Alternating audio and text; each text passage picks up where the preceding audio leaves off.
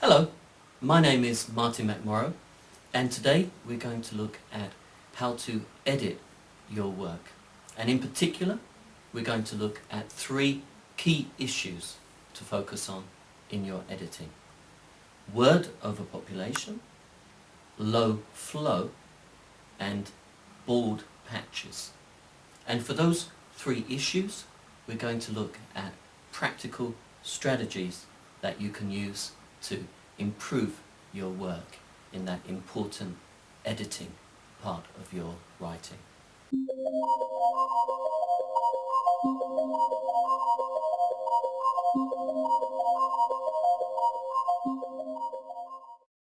So, let's start with word overpopulation. Now, this is a very common issue that people face when they have to edit their work. You have a word limit, and your first draft is very often over the limit. Now, cutting the words is also a good way of improving your writing. And we're going to look at three particular kinds of strategy. The first one is style, the second one is moves, and the third one I've called the big picture. So let's have a look at a couple of examples of how you can change the style and deal with word overpopulation. We'll look at a before and an after paragraph. So first, the before, which is written in casual English style. It's from an essay which is looking at the effect of ageism on organizations. Ageism means when someone is treated badly just because they're young or old. What matters most isn't whether or not someone's treated differently, but whether it's got anything to do with what's going on at the time. For instance, someone might not get a job or get promoted because people think they're too young or too old. You'd probably think that a bar that wouldn't give a job to a 50-year-old to serve drinks was being a bit ageist. And if that person was good enough in every way except for the fact that they were getting on a bit, then you could call them ageist. But if you ask me, they wouldn't really have a leg to stand on. But you'd have a hard time convincing me a bar was being ageist if they didn't take on a 16-year-old for the job, because they're not allowed to do so. Well, as you can see, that was all very clear, but also very casual, and we used up 160 words saying that. Here's the same paragraph edited into a more academic style. Ageism may be defined as unfair discrimination towards someone on account of their age. Smith Davidov, 2003, page 23. The crucial aspect is not discrimination in itself, but its unfairness. In other words, whether or not age is a relevant consideration in the circumstances. Consider the case of someone prevented from obtaining employment or promotion on the grounds of age. A bar which refused to employ a 50-year-old to serve drinks might be considered ageist if that person fulfilled the employment specifications in every other respect.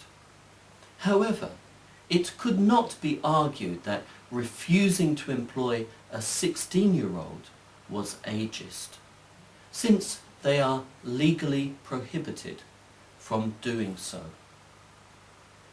Well, that had the same information in the same order with the same examples, but editing it into a more academic style has reduced the words from 160 to 113. Let's have a look at how it was done in detail. So, for instance, we've based the sentences around noun phrases instead of verb phrases. Here's an example. whether it's got anything to do with what's going on at the time, is a verb phrase, and it's 13 words long. Whether it is a relevant consideration in the circumstances is a noun phrase, and it's only 9 words long, and I think you agree it sounds more credible. And these longer noun phrases will also be more effective if you use a larger and more specific vocabulary. Let's have a look at 2 more examples from our paragraphs. In casual English, if that person was good enough in every way except for the fact that they were getting on a bit, well, that used up 20 words, a lot of them quite short and very general words like good. In more academic style, we had, if that person fulfilled the employment specifications in every other respect. Just 11 words. And again, I think you'll agree, more credible sounding for an academic work. Then we have more impersonal constructions. Academic writing is not about me and you, it's about the issue. So for example, we had from the original text, you'd have a hard time convincing me that, using 8 words. And that became, it could not be argued that, going down to 6 words. It's impersonal because we begin it and we use the passive, be argued. So we had examples there of changing the style to a more academic English and saving words, creating more credible and convincing argument. Here's another example that you can try yourself. From an essay about education, we had this original sentence. Teachers play a big part in how motivated their students feel about the subject, because if you ask me, even if you're really keen to begin with, but the teacher goes about things in a really boring way, you'll soon go right off the whole subject. Well, that's a clear enough point, but can you edit it into shorter and more effective academic English? Here is an example. Teachers can influence the motivation of their learners. A study by Nikolov, 2001, found that initially positive attitudes to language learning were negatively impacted by the teaching methodology, as cited in Dornier, 2005, page 75. Now, that includes the same information. I've also included 2 references which add to the credibility, and even with those extra references, I've reduced it down to 35 words. Notice too that I've broken it into 2 sentences. The first sentence introduced the main point or claim, and the second sentence supported that claim. And that brings us onto our second strategy to deal with word overpopulation. And that's to make sure that each sentence contains one move. And so each sentence adds to the argument without repeating the same thing twice. So here is an example of a paragraph where each sentence focuses on one move. The next sentence, a different move, so the whole thing has a good sense of progress and it's tight without any repetition. Cognitive theories of motivation, on the other hand, seek to explain motivation to learn language in relation to learners' beliefs about their abilities. Perhaps the most influential of these attribution theory, suggests that our beliefs about past experiences influence expectations of future success. According to this view, the common experience of low achievement in foreign languages at school does not necessarily lead to low motivation in adults, since those who ascribe their past failures to factors beyond their control might still be highly motivated despite past failures. Research by Wu and Ushioda supports this view, finding that highly motivated learners did, in fact, tend to associate their success with personal factors and failures to external factors. A practical application of such research might be a stronger emphasis on learner training, with the goal of helping learners overcome unfounded perceptions of lack of language learning ability based on past failures. Well, as you might have seen, each of those sentences has one move. The first sentence gives the general theory. The second sentence makes a specific claim about something called attribution theory. The third sentence explains what it is. The fourth sentence provides evidence for it. And the fifth sentence applies it to a particular context. Each sentence, one move, and the next sentence goes on to something different but connected. It would be helpful for you if you're able to look at your paragraphs and see that each one has a move and there are no sentences which are just repeating the same thing or trying to say too many things together. And when you do this analysis of your own work, have in mind the idea that an essay is a moving stairway. Any of your sentences which are not moving, they need to get off.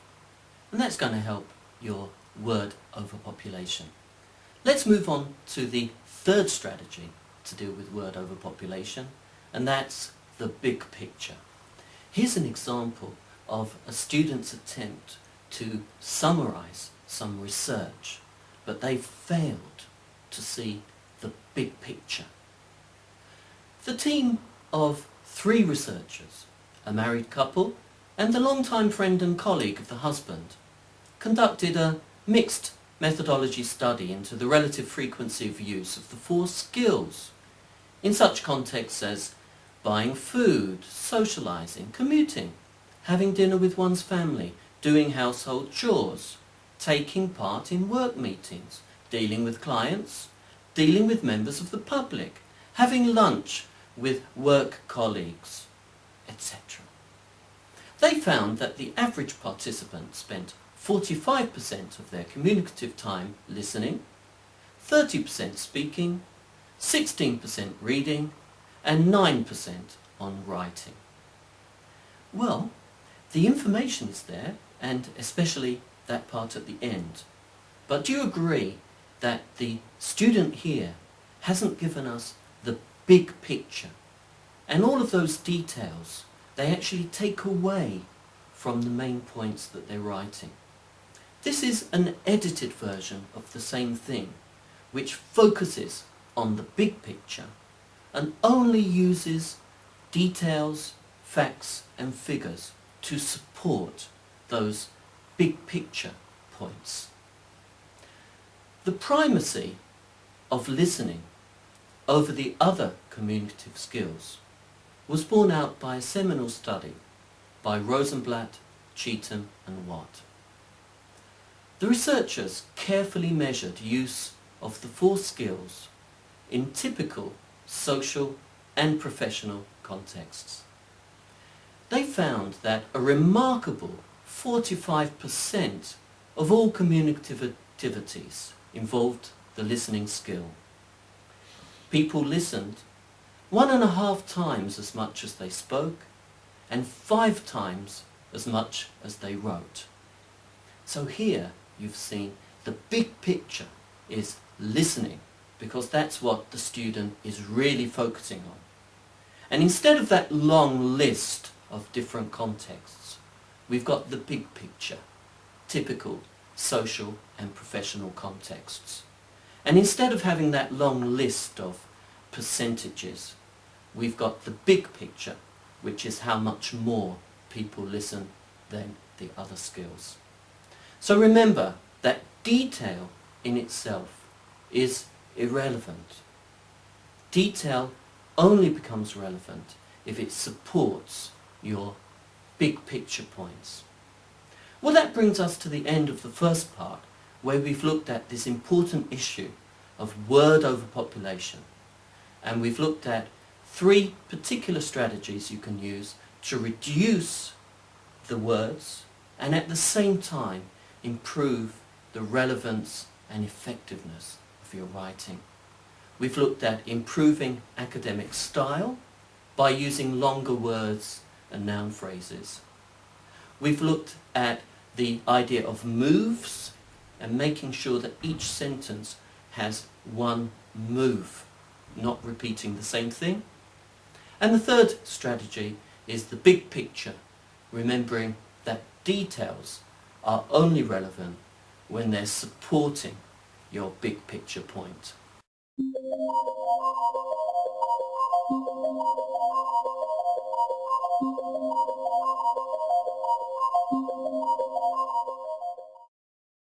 Now, the second important issue for you to focus on when you're editing your work is low flow. You see, it's perfectly normal when you write your first draft that you're desperate to get everything down on paper. It's in your head, and then you get it down on the paper. But when you edit, you need to think about your reader, how you can guide your reader through your argument. So these strategies we're going to look at now are going to be based on helping your reader to easily follow your argument, and you need to put in the flow. We're going to look at 4 strategies: paragraph bridges, bell ringing, old new sentences, and adding a little bit of spice with your linking words. So, the first of these is your paragraph bridge. There are no new paragraphs in an essay except for the first one. All the other ones need a bridge so the reader doesn't have to jump from one paragraph to the next. A paragraph bridge is a sentence or 2 where the first clause or first sentence looks back and summarizes the previous paragraph. And then the next one introduces the topic of the new paragraph. Here's an example that I've taken from a literature review from a phonetics article. Whereas previous study focused on consonant articulation during speech, the importance of consonant articulation during singing should not be underestimated. So you can see the previous paragraph has looked at the subject of speech, and now our new one is going to look at singing. Now that you've started the paragraph, what you need to do is to make sure that the topic of the paragraph is clear all the way from the beginning to the end. And the way to do this I've called bell ringing. It's important that the topic word for this paragraph is rung all the time, whenever you get the chance. Here's an example from an essay on management. And this particular management essay is looking at the topic of applying economic principles to management. And this paragraph is looking at human resources. Efficient management of human resources, likewise, requires appropriate application of basic economic principles. For instance, the concept of comparative advantage states that everyone does best when each concentrates on the activity for which he or she is relatively most productive. An appropriate application of this principle to the field of human resources would be a commitment to training and motivating staff so that they can spend most of their time contributing to the company's mission at the highest skill level they are capable of. However, research suggests within bureaucratic cultures such a commitment is ineffective, since autonomy and upward mobility are limited. Even within sharing and innovative cultures, it has been argued that traditional human resource management is part of the problem rather than the solution, since it reduces feelings of empowerment and hence their contribution to the company's mission. In such cultures, the only valid form of management is self-management. This means that human resource functions have been delegated to the employees. So, on this basis, it could be argued that the most efficient management of human resources is one which works towards its own elimination. Now, there can be no doubt that that paragraph is about human resource management, because that bell rings through the whole paragraph from beginning to end. If we took it away, the argument would be the same, but it would be so much more difficult to read and so easy for the reader to lose your point. For example, here is the same paragraph without the bells ringing.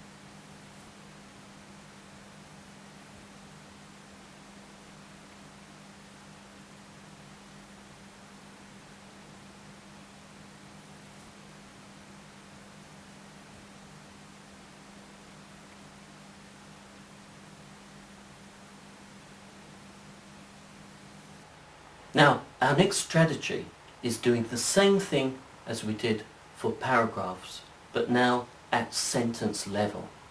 So again, every sentence in a paragraph, except the first one, should look back as well as forward. And I've called those old-new sentences. So looking again at that paragraph we've just seen, the first sentence introduced the topic. Efficient management of human resources, likewise, requires appropriate application of basic economic principles. Now, the next sentence doesn't begin with something completely new, but it begins by looking back. For instance, the concept of comparative advantage, which goes back to the principles. Now we can move on to something new. States that, I'm going to give the definition of this. Okay, the next sentence, again, we start off with the old, looking back. An appropriate application of this principle to the field of human resources. Both of those words have already been mentioned. They are old. And now I can introduce my new information. Again, the next sentence.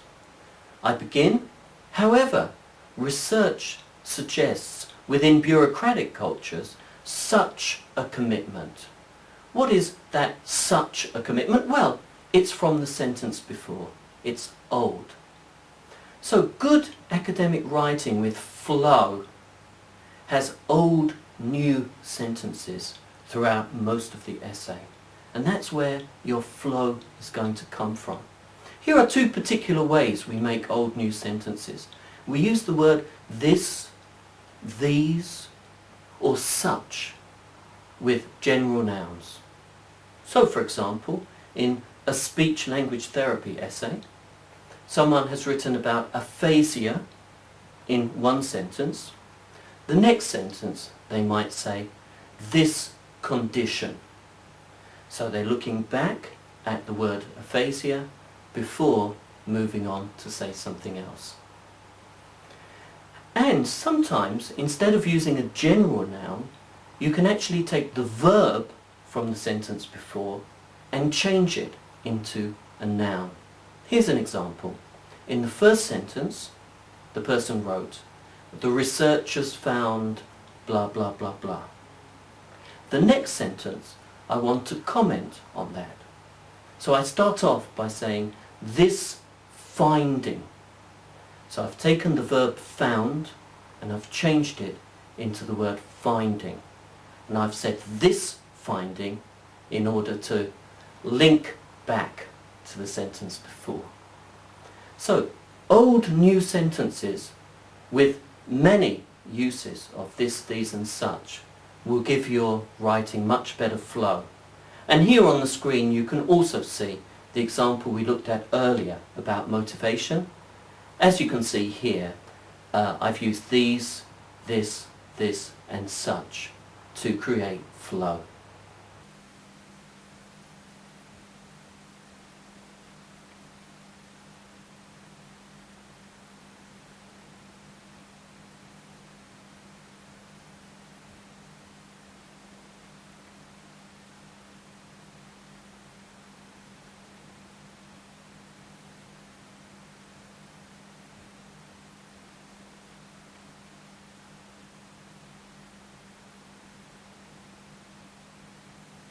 And the last strategy we're going to look at for flow is adding spice to the flow by using linking words and expressions. Here are just a few examples I've taken from some essays and articles that I've looked at. In direct contrast, the young and older women. In addition, there is emergent literature. It was also reported that. However, they were instructed to. Conversely, if the patient, thus, clinicians may. They were all taken from one particular article. Now, with linking words, they don't give you the flow, but they add spice. They increase the sense of flow. It is important for you not to overuse linking words, especially words like firstly, secondly, thirdly, because it gives your writing a kind of shopping list quality. Here are two particular linking words that I think are not used enough and are quite good ways of creating a good sense of flow in a paragraph. Former and latter, for example. There are two major approaches to blah blah blah. The former is da da da da da. The latter is da da da da da da. And if you do have to use words like firstly, secondly, what I suggest is you add a little bit of variety.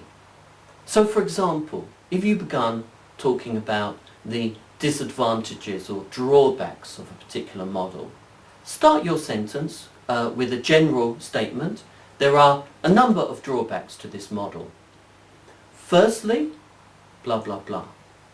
Instead of saying secondly, why not use another word like moreover, da da da da da.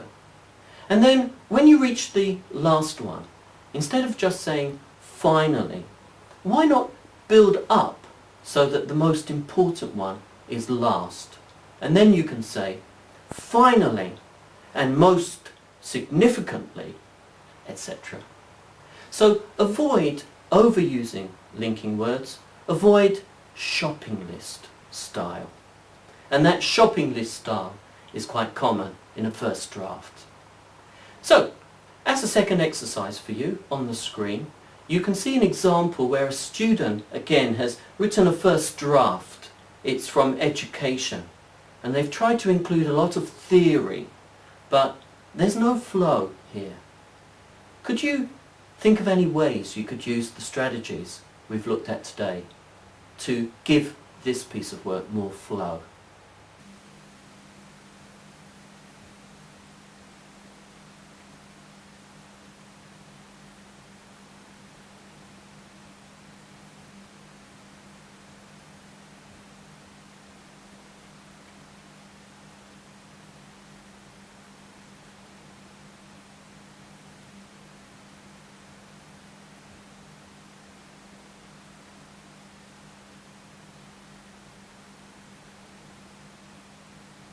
Here is an example of how it could be edited with a high flow, which also gives it a high power argument. Piaget's asocial approach to children's cognitive development is underlined by his use of such adjectives as sole and solitary to describe a child's construction of a personal understanding of the mathematical and logical properties of the physical world. This personal understanding is seen as the organization of cognitive processes into schemas or mental frameworks in the child's mind. These schemas undergo adaptation and assimilation when new experiences do not fit with prior learning. The driving force of such changes is viewed as the restoration of a new order, cognitive balance, in the place of the cognitive confusion which the new experiences first provoked. Cognitive development is thus conceived as an internally generated, individualistic process, as opposed to one stimulated and shaped by social interaction in the Vygotskian model described in the previous section. So did you notice in this example the use of these, this, such, etc. to provide a better flow and a better argument? So we've looked at the issue of low flow and how important it is when you edit to add that flow so that the reader can follow your argument more easily. We've looked at paragraph bridges, looking back before you look forward. We've looked at bell ringing, using the topic word in the beginning, middle and end. We've looked at old-new sentences, making sure that each sentence looks back as well as forward. And then we've looked at the idea of adding spice through well-chosen linking words.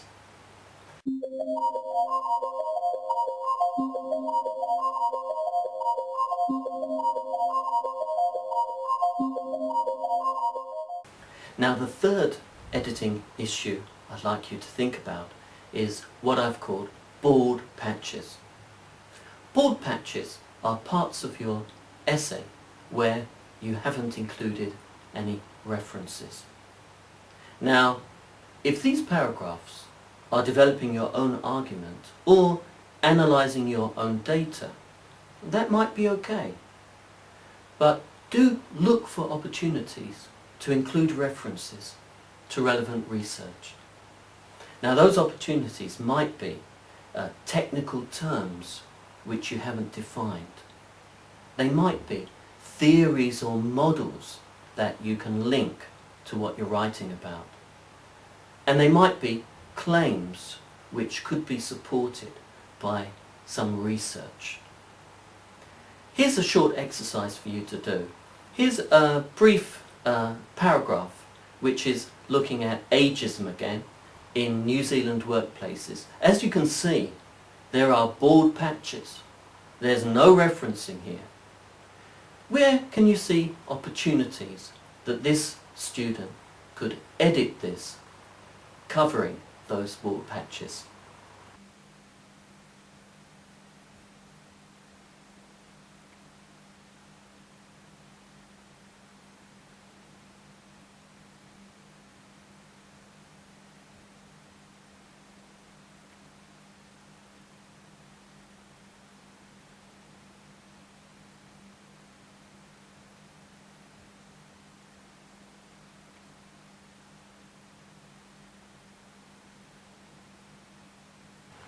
Well, if you have a look at this improved version, you'll see that it includes 3 references.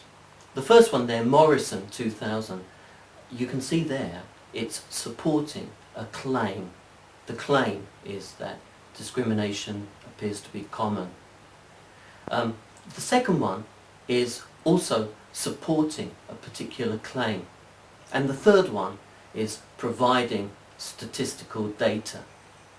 So, as you can see, that original paragraph was really bald, and those 3 references have made it more credible and given the sense that that student has researched and is ready to support any claim that they make.